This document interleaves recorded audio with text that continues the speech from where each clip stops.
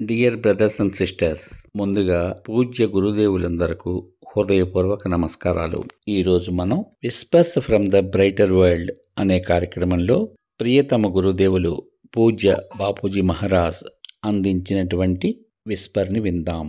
ఈ కార్యక్రమంలోకి మీ అందరికీ శుభస్వాగతం. Whispers from the brighter world. ప్రియతమ గురుదేవులు పూజ్య బాపూజీ మహారాజ్ శుక్రవారం జూన్ 8, 2000 సంవత్సరం ఉదయం 10 గంటలు. చిన్న పెద్ద నదులన్నిటి గమ్యస్థానం చివరికి సన్నని కాలువ గమ్యస్థానం కూడా ఒకటే. నిశ్శబ్దంగా ఎంతో అందంగా సముద్రంలోకి ప్రవహిస్తూ విలీనమైపోవడం. ఆత్మల విషయంలో కూడా అంతే.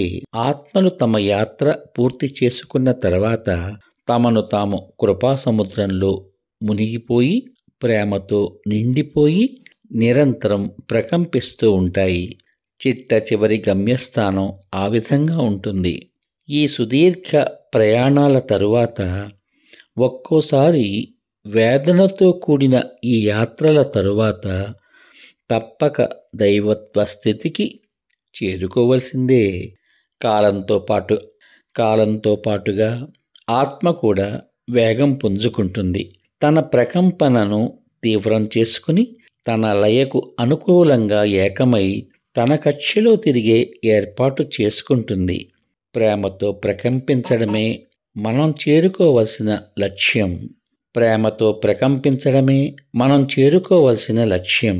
ఈ స్థితి ఇంచుమించు శాశ్వతంగా ఉండేలా చూసుకోవాలి. ఎటువంటి నకారాత్మకమైన ప్రకంపనతోనూ ప్రభావితం కాకుండగా ఈ శక్తివంతమైన జ్వాలను దేనికి అందకుండా సంరక్షించుకోవడమే ఇందులోని రహస్యం. మీకు అవసరం అనిపించినప్పుడు సాధనను ఆశ్రయించండి. మీరు అందులో ప్రశాంతతను కనుగొంటారు. ఈ పవిత్ర ఒయాసిస్ ఈ భౌతిక అస్తిత్వం యొక్క ఒడుదుడుకులను ఎదుర్కొనేందుకు మీకు సహాయపడుతుంది. ఇదే మనకు ఖచ్చితమైన ఏకైక శరణ్యం. బాపూజీ మహారాజ్ ఈ విస్పర్లోని ప్రతి వాక్యాన్ని 1-2 సార్లు మననం చేసుకుంటూ అర్థం చేసుకుని పూజ్య గురుదేవుల బాటలో నడుద్దాం. మళ్ళీ రేపటి భాగంలో మరో విస్పర్తో మీ ముందుంటాను. అంతవరకు సర్వే జనా సుఖినో భవంతు. శుభమస్తు. స్వస్తి.